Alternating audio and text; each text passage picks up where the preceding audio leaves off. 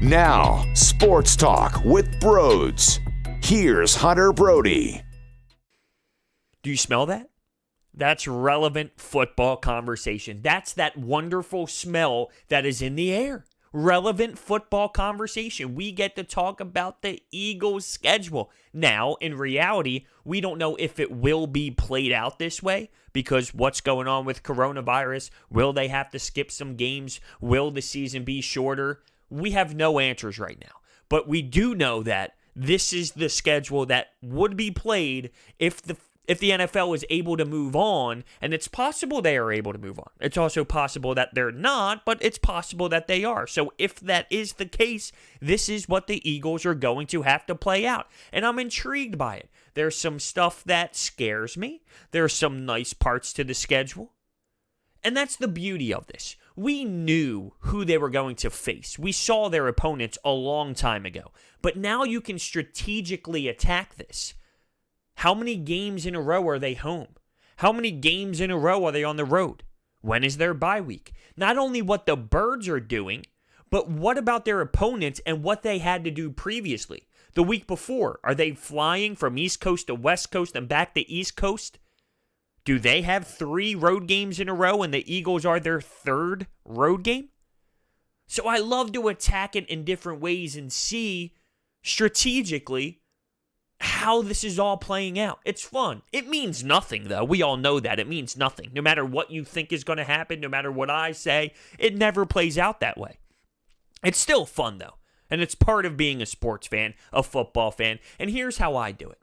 I know a lot of people really put a lot of thought into this, and they go back after they write down their wins and losses and go, whoa, let me change this. Let me change this. No. We don't do it that way here. I have the pen in my hand, and it does its trick. And my gut feeling allows my hand to just write what's going down. And from there, we roll with it. I'm not going to go back and erase things and change things and overthink things. The reason why my hand writes what it writes is because when I initially see this, that's my gut feeling going with it. And I feel I have a very interesting finish. I also took some phone calls from you, so we will hear what some fans have to say about this. Some callers, we get to hear how they feel about this schedule. But before we do that, let's hear a word from my sponsors. This episode of Sports Talk with Broads is sponsored by Orbit Energy and Power. They set the standard for clean energy. Whether you are looking to add solar to your home or company, Orbit Energy and Power works directly with you to ensure that you are getting the best deal. That's not all. Orbit can also provide water purification systems, backup energy services, battery storage, and more. Visit them online at orbitenergy.us. Also, do not forget about Ravens Brew Coffee. It's the best coffee to ever touch my lips. You know me, I'm addicted to coffee. I've had so many different versions of coffee out there, and nothing compares to Ravens Brew Coffee. They have so many unique blends, different roasts, and it can be personalized to your palate. They have different caffeine levels based off the time of the day. It's a no-brainer to check them out. The link is in the description. Ravens Brew Coffee. So I will say it was weird when it came to this schedule release because normally when you watch, you think about where the Eagles are going to be so you can schedule your flights. You can book your hotels. Wow, the Eagles are playing the Miami Dolphins in December. Let's go book a trip. Oh, they're going to Lambeau Field. Let's book our trip to Green Bay. Maybe you want to go see them play in Dallas to see the AT&T Stadium. Absolutely.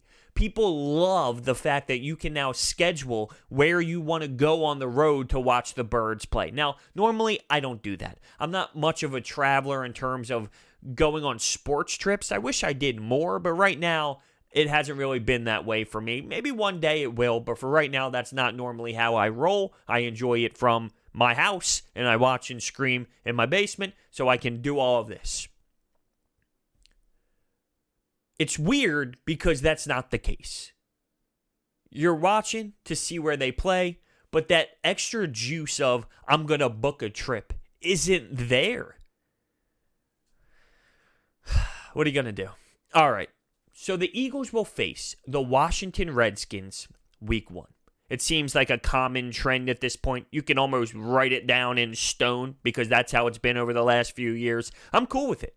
There are some fans that are a little annoyed. Let's change things up. I'll take this any day of the week. I'll take this over going to Green Bay week 1. I'll take this over playing any other great squad on the road or even at home week 1. It's a nice game to get your feet wet. You got a lot of emotions, a lot of, what's the word I'm looking for? Not motivation, because that's a good thing, but you get a little bit of the butterflies because it's week 1. You're just super excited. The adrenaline might take over a bit, a little anxiety. It's just common sense. It's just being a human. That's not a bad thing, but it's just how we react as human beings. So with that being said, because it's week 1, to go up against a lesser opponent, I'm all cool with it. You got a head coach who's trying to implement a new system with the quarterback who's kind of Come on, there's no reason to complain about that. I'll chalk that up to a nice victory for the Birds, a 1-0 start.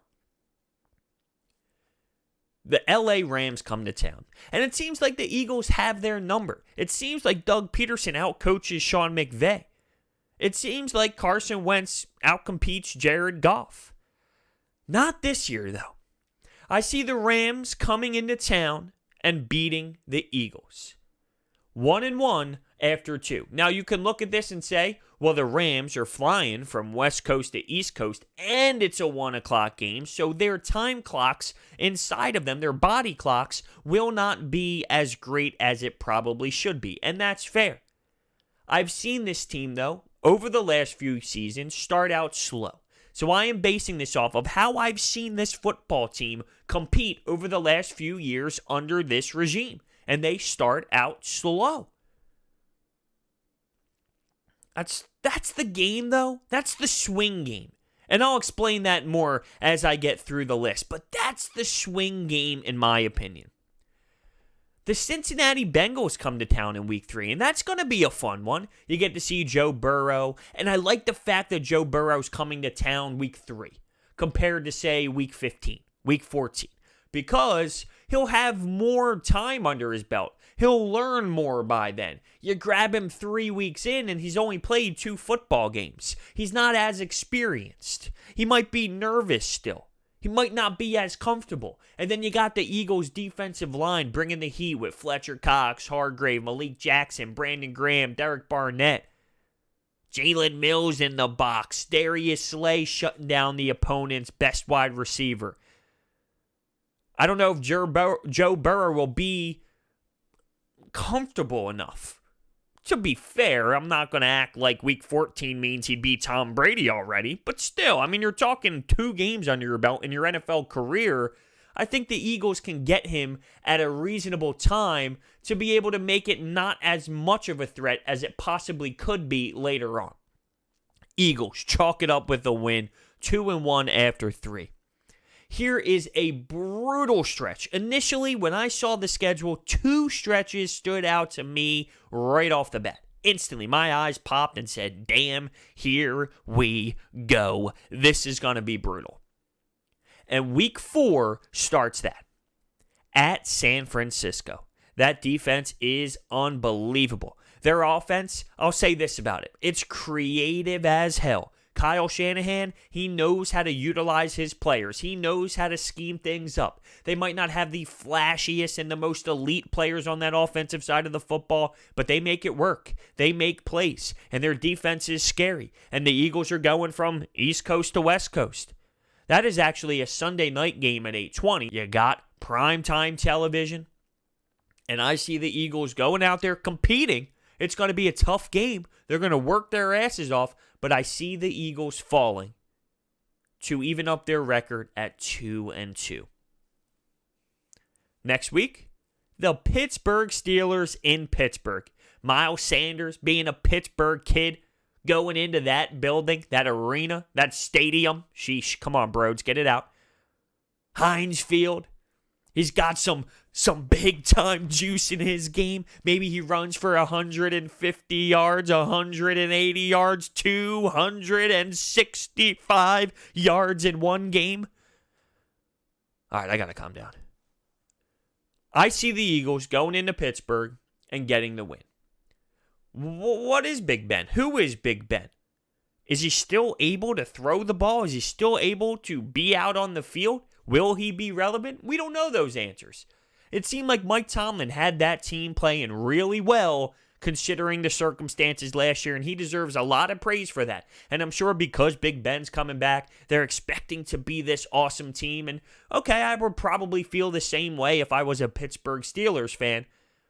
But Big Ben is not the same as he once was. And here's another year older, another injury to recover from. I don't know if they're going to be it. And I can see the Eagles winning a really tough road game against a team that, you know what? Here's the thing. The rivalry isn't really there because of NFC and AFC, but deep down everybody knows Philadelphia and Pennsylvania despise each other. The Flyers and the Penguins, one of the best rivalries in the world. So even though they're not in the same division, the same conference, just the fact that it's Pittsburgh versus the Philadelphia team, it's going to be a bloodbath. I see the Eagles going in there and being able to take down Big Ben and Mike Tomlin for a 3-2 record. The Ravens at home. Loss. So the big first three, that first stretch, the first big three stretch that I was talking about will result in a 1-2 record. Lamar Jackson, I can see him destroying some of our secondary players. If he hits that second level, is Nate Gary going to take him down? Is Brown going to take him down? Jatavis Brown? Who's going to take him down if he reaches that second level? There's really no Malcolm Jenkins anymore. He's going to be able to make some people miss if he gets to that second level, and he is capable of doing that. He'll be able to make some noise, and they got explosive players. They got an unbelievable offense, an unbelievable defense. They're going to come into Philadelphia, and they are going to beat the Eagles. It's a 1 o'clock game on Sunday. That's going to be a fun matchup, without a doubt. I'm very interested to see what Jim Schwartz is going to do. That's a Jim Schwartz game, if I could ever sense one. Are you kidding me? How will Jim Schwartz try and stop someone like Lamar Jackson, one of the craziest athletes I've ever seen? Just so gifted, man. He really is. He is athletic and so intelligent as well when it comes to utilizing all of it. He's fun. No doubt he's fun. We are sitting at 3-3 after 6 weeks. The New York Giants, this game is at home. I see that as a win. That's a Thursday night game, and this is what I love. You somewhat have a mini bye week heading into Dallas. It's a home game against Dallas, and you play Thursday night football the week before. So you get a few extra days to regroup, to mentally prepare, to physically prepare, study film, game plan, to face your biggest rival, the Dallas Cowboys. And statistically, over the last 11 games or so, it has not been pretty at home. 11 home games. It has not been pretty against the Dallas Cowboys. I remember a few years back, I went to the game. It was Sunday Night Football at the Link. Ew, that was so... Ew. You know what? I don't even want to go there. I don't want to go there. That's a Sunday Night Football game, by the way. So after beating the Giants, they beat the Cowboys at home. They break the trend. They find a way to beat them at home. And they sit 5-3 going into the bye week. A week 9 bye. Perfect. I like it. You get to kind of get the body going again. You're 8 games in. You get your break. Bang, let's finish the season, fellas. The worst is what? Week 4, week 5, week 6. Ew, I would hate to have that. You barely get to regroup. You're not even that banged up yet. Ew, I couldn't even process that if I was an NFL player. I would be truly disgusted. But good thing it's sitting at that 9th week. Coming back from the bye at New York Giants. And I just spoke about how the trend has been bad for the Eagles at home against the Cowboys. It's been so great in Meadowlands against the Giants. They've been destroying the Giants, and we don't really know what they're going to be.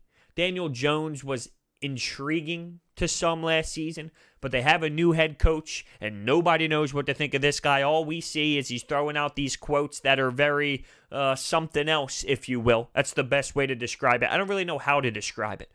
It's almost as if his quotes are drilling and I don't know. They make you think to this weird level. I have no idea how to explain this, but they are something else. That's the only way I can describe it. Who knows what he's going to be, though? Who knows what that team is going to be? Will they be better than they were last year? I would think so.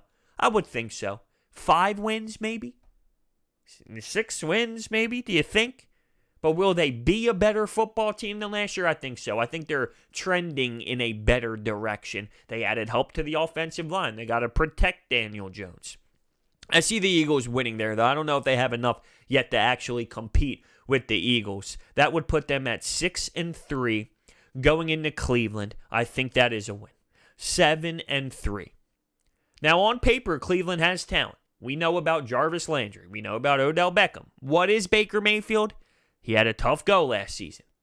They brought in a new head coach. Their skill on paper, it's the Browns. That's all you need to say. It's the Cleveland Browns. And I would expect this Philadelphia squad to go into Cleveland and win a football game. Here's that brutal second 3-game window. This is week 12 to week 14. Let's talk about some Hall of Fame level quarterbacks. Russell Wilson, you ever hear of him? Aaron Rodgers, you ever hear of him? Drew Brees, you ever hear of him? Oof. We'll start with Seattle. This one's at home. The Eagles do not beat the Seattle Seahawks. Death, taxes, losing to the Seattle Seahawks. Russell Wilson works his magic all the time. Now, will Clowney be there to hit Carson Wentz from behind illegally? We don't know. Clowney hasn't been signed anywhere yet. Will he possibly be on the Eagles side this time? We don't know. Rumors have it Clowney is in the mix, and at least Howie Roseman has made a phone call, but he makes phone calls to everybody ever. No matter who is available, if he's a bigger name, Howie Roseman picks up the phone just to check in. So that doesn't really mean much. I don't think the Eagles will make that type of payment for a guy like Clowney. So unless his money drops, I don't see that actually happening. There's no way the Eagles will break this trend. I don't see it happening. It's going to be a tough home loss, another loss. The Seahawks are on the Eagles' schedule all the time. What is going on here? All the time. They can't get away from them. They can't get away from Russell Wilson. It's almost like he dreams every night with Sierra in bed. Every night, just destroying the Eagles. And then he makes it happen all the time. It's all he thinks about because guess what? That's all he does. And I see that being a loss. That would put the Birds at 7-4. That's a Monday night football game. They go to Green Bay next, December 6th. Let's talk about cold. Let's talk about brutal. It's going to be freezing. And the Eagles last year went into Lambeau Field and won. Short week, too. That was a Thursday night game. Jordan Howard went off. I don't see that happening again. Revenge factor. We talk about revenge factor all the time. It's revenge factor. I don't see how Aaron Rodgers and that football team will allow this team to go in there and win again in back-to-back years. I don't see how that's possible. Aaron Rodgers is a little pissed off. They drafted a quarterback in the first round. He's going to have an extra oomph behind it to say F you, pretty much, to the front office members. Possibly to the head coach as well, who it seemed like he created a good bond with last year, but maybe they're not seeing eye to eye anymore. So he's going to go out there and play like a true competitor. Play like one of the greatest ever with a chip on his shoulder. I don't see how the Eagles are going to do it 2 years in a row. It's funny, though. I had this conversation today on 97.3 ESPN with Mike Gill. We had the top 5 sports trips that you would like to take. And I had Lambeau Field on there. And someone stated, we had a caller on with us, Pete Thompson. He said, I would like to go to Lambeau, but not in December. I would like to go when it's warm. Huh? That's the beauty of Lambeau. I want to go when it's so freezing cold. Your breath is so visible. Your beer turns to ice. I want it to be so disgustingly cold because that's the beauty of Lambeau. I want so much snow. You got to embrace it. That's like going to Alaska and wanting it to be sunny. Huh? What? No. I want it to be snow and 500 inches. Stop with that garbage. So that's 2 losses in a row. Saints at home. I think because the Eagles at this point would be 7-5, they're playing a home game, they'll bounce back. So we talked about 2 3-game stretches, right? I have them going 2-4 in those 6 games. That's not good. You would probably live with 3-3. 4-2 would be phenomenal. I have them going 2-4. The thing is, though, Doug Peterson is known as December Doug. That's his name, December Doug. So normally, if I'm going to start out slow because that's what they do, statistically, over the last few years, how am I going to be so opposite late in the season? I think at some point, you face opponents where it might just be too tough. Last season, who did they play late? The season before, all right, they did have some good wins. But that's not a recipe for success. You can't just do that every year and just think you're going to win out every single year to make the playoffs. I'm sorry, it just doesn't work that way. So I think they break the trend. Although, in December here, I have them going. We'll finish it out here. So, because one of those games was actually November. We're sitting at 8-5, week 15 now, at Arizona. That's not going to be a walk in the park, but I do see the Eagles winning there. Here's where I have the problem. You're going from Arizona to have to play Dallas in the second to last week of the season, where it will probably be one of the games that means the division. It's going to mean the division. And I don't see how they sweep the Dallas Cowboys. That's right. That means I have them losing that game, falling to 9-6, and beating the Redskins at 9-7. That's where I see them. While I say that, I talked about that swing game against the LA Rams week 2. That is the swing game. If they win that game 10-6, you might be sitting more comfortably for a division. If they don't, 9-7. Does that win you the division? Probably not. I told you, I went with my gut feel. My hand started writing. I saw what was on there. Boom. I go. I write how I feel. And I know where these teams are playing previously and things like that. Like, I looked at that stuff before I started writing down. It's not blind going in. I know the Saints are also playing a 3-game road stretch, and the Eagles are their 3rd game of that road trip. And the Birds are coming off of, in my scenario, 2 losses in big-time situations. They got to get a win. They're at the link. They're going to do it. But I'm not double-guessing myself. I finished with 9-7. For what it's worth, that's where I have them. Do I think it will be 9-7? Like I said, you got your swing games in there. It could be 10-6. If you asked me before I did this, Broads, what do you think they're going to do?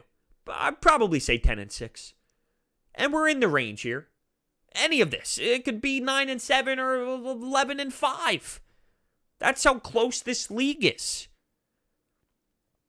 And I'm curious to hear what you guys have to say. But remember, December Doug. I have them going 2-2 in December. And one of those is a loss to the Cowboys. In a crucial moment. Could that mean the division? Very possible. Very possible. And I already see a lot of, well, the Eagles are probably going to lose at home to the Cowboys, so they can set up their win-losses so the Eagles win the second game in Dallas to win the division. Because they factor in there'll probably be a split, right? So they're trying to convince themselves, well, if they lose the first game, that's fine, because the second game is the second to the last game of the season. They'll win that, they'll get in. So I know that's how a lot of people's minds are going with the Eagles. I don't see that happening. And hopefully, just hopefully, I am wrong. All right, let's kick off some phone calls here. And remember, before we do, this episode is sponsored by Orbit Energy and Power, which they set the standard for clean energy. If you're looking to add solar to your home or company, they will ensure that you are getting the best deal. Make sure you check them out at orbitenergy.us. Let's start these bad boys off. Man, seeing this Eagles schedule has got me juiced for Eagles football. I'm just going to give you my overall thoughts real quick. What I love is that home stretch and then a bye in week 9. I love that for the Eagles. I think that could put them in a really good spot towards that part of the season with Dallas being in there as a home contender in that 3-game stretch. But, man, I'm telling you, that Seahawks and Packers and Saints stretch, that's going to be tough. I mean, that's going to be tough. It seems like we can never, other than the Packers last year, beat those teams, it feels like. So, Broads, I just want to hear your thoughts on it. But those are my 2 big takeaways. And go Birds, fly Eagles fly. Let's go. You're damn right, fly Eagles fly. Yeah, there is a 3-game home stretch here, but the thing is it overlaps with a brutal 3-game stretch of 49ers, Steelers, Ravens. But if you look at it, it's home games, Ravens, Giants, Cowboys, all at home, 3 in a row. But that's still brutal. I mean, if you break that up in its own 3-game stretch, which once again, it overlaps, you got the Ravens and the Cowboys at home. It's a tough schedule, but I will say this. Knowing who their opponents were going to be, I sensed that it was going to be really tough anyway, right? Knowing who the opponents are, you kind of understand that you'll see really hard teams. How it was laid out, it could have been worse. It's still super, super hard in my opinion, but it could have been worse. There's going to be key stretches and key moments. And just like last season, there were key stretches and key moments, and they failed. Now, ultimately, they had enough to save it at the end, but this year, those tough games, they're kind of at the end more. You don't have the Giants, Redskins, Cowboys stretch to kind of fill it in. You have Arizona, Dallas, Washington to fill it in. But here's the difference as well. You're on the road against Dallas this time, which changes it completely. It's a totally different game then.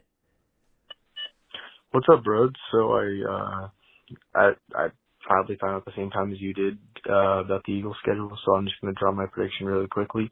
I think we beat the Redskins, beat the Rams, beat the Bengals, lose to the Niners, beat the Steelers, lose to the Ravens, beat the Giants, lose to the Cowboys in Philly, beat the Giants, beat the Browns, lose to the Seahawks, lose to the Packers, beat the Saints, lose to the Cardinals. We beat the Cowboys in Dallas, and then close out the season by winning against the Redskins.